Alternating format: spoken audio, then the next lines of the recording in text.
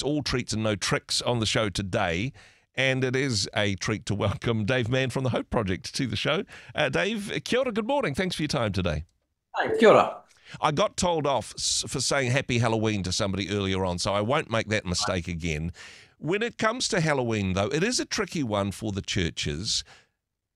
And part of the problem, I think, is that people don't understand the origin of it, or they've perhaps Googled something and come up with something which may or may not be the full story. Some people say, oh, gosh, this is all evil. It's a pagan thing. It's about witches celebrating resurrection in some twisted way. But actually, there's Christian roots to this. Is that right? Yeah, the word Halloween is actually Christian. It's a Christian festival. To give the history of it, its roots go back to, it was a Celtic, that's English and Irish festival, Yep. Which correctly pronounced was Samhain, though it's got funny spelling. Yep. And it was a pagan religious festival to welcome the harvest at the end of summer. Celebrating the harvest, but also the Druids were scared that the demons and the ghosts came up from the earth as it became winter. Wow. Because if you think about it, winter is dark. Yep. And also in an agricultural society with no welfare system, you might run out of food and starve. Mm-hmm. So how are you going to survive the evil and the risk of a cold, dark winter? They wanted the evil spirits and the ghosts on the ground. So it was a 3-day to 1-month-long festival in November. But what happened is that Christianity came to England and then Ireland in the 5th century, St. Patrick.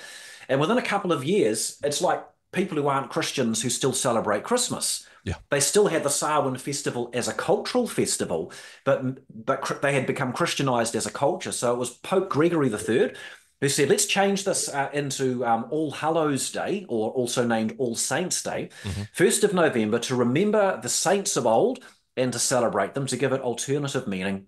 And of course, the eve of All Hallows Day is Hallows Eve, which is where the name Halloween comes from. So Halloween kind of then sort of went into obscurity in the wider world until the potato famine of the mid-1800s in Ireland, which spanned about 7 years, and a whole lot of Irish, literally struggling for food, hopped on ships and moved to the Americas, to the port cities, which became a melting pot of cultural ideas. And in that environment, the fires turned into sort of jack-o'-lanterns, somehow trick-or-treating began, but then commercialism is what made Halloween the cultural festival it is in America. Yeah. It's one of the biggest marketing weekends, billions of dollars of profit, and Halloween has nothing whatsoever to do with New Zealand culture or history, except that the big shopping chains like Warehouse and Kmart have likely looked at it and seen a money-making opportunity and have created all the costumes. And so it's really being revived not as a cultural move. It's not for a cultural reason. It's not a spiritual reason. I think it's purely a money reason. Yeah.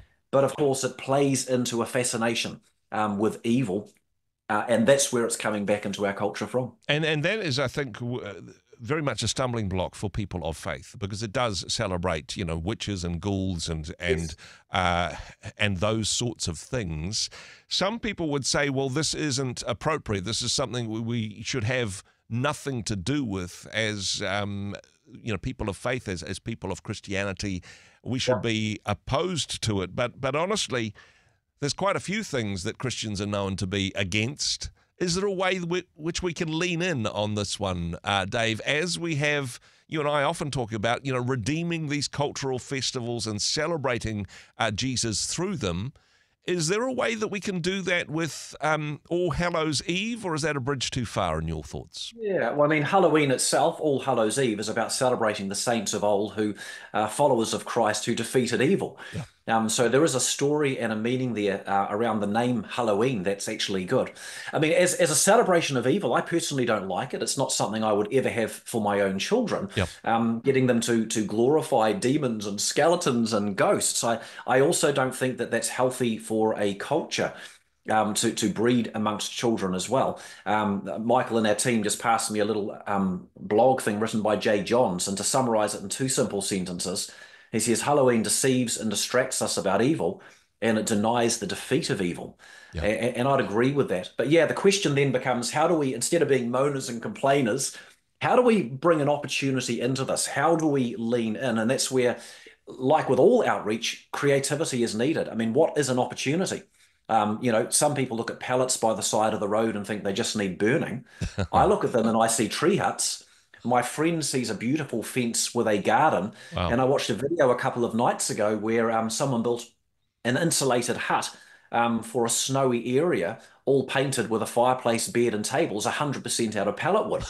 Opportunity is our ability to say, God, give me creativity and to make something out of it. We need that creativity. Now, different people will land in different places, and certainly in terms of the text that we're getting on this and the conversation on Facebook. For some people, they say, you know what, I'm not going anywhere near this. I'm drawing the line a long way from this.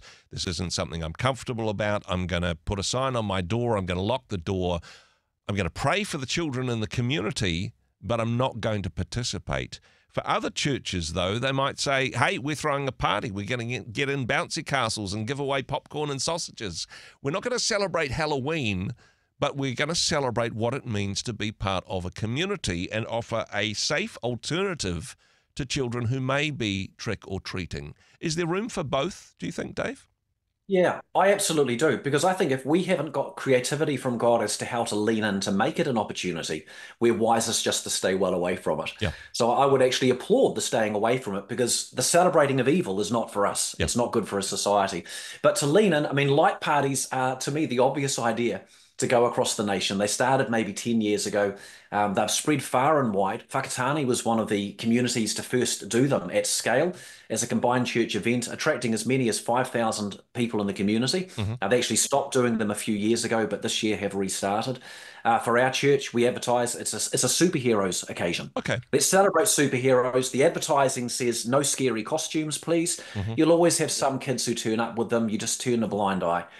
I mean, the program is really easy. Buy a few $100s of lollies, create simple games around your church auditorium and hall, put on a sausage sizzle to sell sausages and cans of drink and these sorts of things. But then as a church, I don't think it's an occasion to preach the gospel. It doesn't fit the meaning of the season. Yep. Certainly to say All Hallows Day, Hallows Eve, is the eve of remembering the saints of old, because freedom and light came to a culture that was scared of darkness, Mm-hmm. because that's in the history. So there's that story. But I would say for our church, we'll have about 3,000 people through the church this evening from the community. Easy to promote to the school, letterbox drop, community notice board. People come. Um, uh, Mainly music, finding the young mums with the prams. We've got a Sunday school. We've got other kids programs. There can be kids camps. We have a church-based scouts group, so they'll be there in their uniforms. Yep. From the front, you can say, look, we've got marriage courses. We've got pre-marriage courses. There's parenting courses. It's an opportunity to connect in a community and say, we care for families, and we believe in bringing the good, not the bad. And we believe your family and your marriage can be fantastic. Hey, parents, do the best that you can. Make this a great community. And I think that's a way to lean in positively. It might not be the gospel itself, but it's an amazing bridge. It's something that I'm actually been involved with a few years at the local church that I attend, and it's very much a part of the community. It just sits on the corner of a suburban neighbourhood. And it's actually a bunch of fun. But one of the things that's happened is that there's some neighbours across the road who really are into Halloween. And it's kind of been a little bit of rivalry between the church and the neighbours with the spooky cobwebs and all the pop-up stuff and all of that type of things. I think they're quite cross with us because we seem to be doing a better job of celebrating and having fun, not celebrating the spooky stuff, but having, I don't know, bouncy castles and a fire engine and lots of free food for people. I mean, it's a positive rivalry to have in a community, I think. Yeah, I mean, again, it's not our government that are saying we celebrate Halloween. Yep. This isn't a cultural move. This isn't even intended as a spiritual move. This is about money. There are businesses that are making money out of the costumes and they're leveraging it for profits. So so what is our culture? It's whatever people are told it is and they choose to believe. Yeah. So does Christ have anything to do with Christmas? If Christians don't keep the Christ in Christmas, no one else will. The answer is only yes if Christians choose to take initiative. Is Halloween a celebration of evil, or is it a cultural festival Pope Gregory III started to celebrate the saints of old Yep. who defeated evil? Right? Mm. Christians can actually make something out of this. We can choose to lean in, and whoever's the loudest will define the public perspective. And so I would just encourage light parties, parties like your church, with a different name, but the same kind of ideas. Yep. If we have these in every community, parents will come to love the churches who are generous and open-handed, who don't preach at us, who run great things for kids and run lots of programs to support children and marriages. And I mean, I see that it can be an opportunity, even while fully appreciating we don't want to see the evil stuff glorified. And that's maybe our point for speaking up. Dave, thank you for being the balanced voice of reason on this contentious topic. And I do hope that, hey, I'm not going to wish you happy Halloween. I got in a lot of trouble for that earlier, but I am going to wish you a wonderful evening and a wonderful opportunity for churches to engage with our communities. Thanks for what you do. Thanks for joining us. Yep, and happy All Saints Day to you. Hey, thanks very much for joining us in the Rhema studio. Thanks very much for watching the interview. It's kind of nice to have an audience, actually. And if you did like what you watched, then do give us a like, do give us the thumbs up. And if you'd like to see more interviews like that one, or perhaps even better, subscribe and those interviews will come straight to you. Don't forget to turn on your notifications, and we'll see you in the next one. Cheers.